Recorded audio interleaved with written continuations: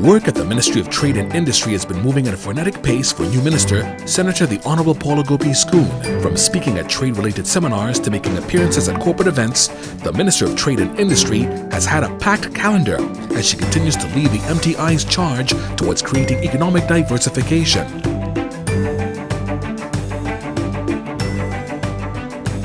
The Minister's work continued in a series of meetings held between senior executives of agency boards and key stakeholders of the MTI at her Port of Spain office.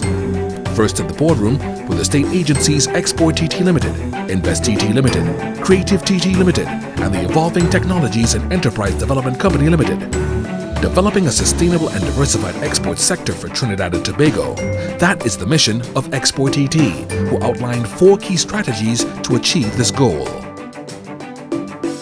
Foreign direct investment was the central focus of invesTT's meeting, as they continued their plan to target 15 of the world's top sources in the hopes of promoting Trinidad and Tobago's non-energy sectors. CreativeTT showcased their achievements across the various platforms of film, fashion, and music. At the meeting, they highlighted the success of initiatives such as FashionTT's ModeTT and their involvement in the 2015 edition of the Trinidad and Tobago Film Festival. The phrases economic zones and industrial parks were on the lips of eTeck senior management when they provided an overview of their company's achievements and announced its plans to improve the existing industrial parks and continue the development of new economic zones. Next up was meeting with representatives of the local manufacturing sector. Dr. Rolf Balgobin, president of the Trinidad and Tobago Manufacturers Association, and his team visited the Minister of Trade and Industry to discuss the present state of the manufacturing sector. Talks of creating more export opportunities for manufacturers and greater collaboration with state agencies such as exporTT and the TTBS was an area of genuine concern, as Dr. Balgobin promised the commitment of the TTMA in supporting the MTI's thrust to diversify the Trinidad and Tobago economy.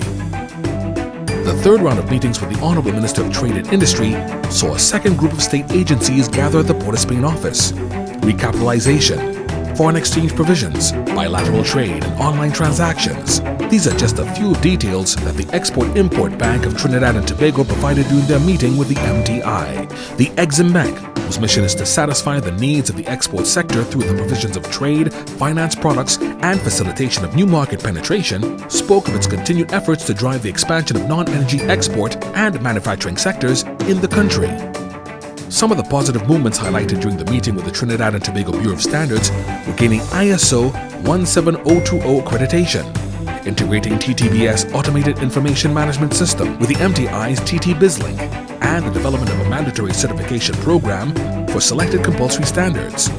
At their meeting, National Flour Mills reported a significant 60% growth in its export market over the last fiscal year, and spoke of a plan to consolidate a culture of accountability while increasing shareholder value and confidence. The Trinidad and Tobago's Free Zones Company outlined their plans to resource, rebrand, and reposition their operations, which primarily deals with encouraging local and foreign investors to utilize free zone facilities to conduct their business. The final series of meetings held with the Senator, the Honourable Paula Gopee-Scoon, saw senior executives of Caribbean Airlines Limited, the Trinidad and Tobago Chamber of Industry and Commerce, and the Hilton Trinidad and Conference Centre all speak of the ways in which the Ministry of Trade could better support the private sector in the next fiscal year.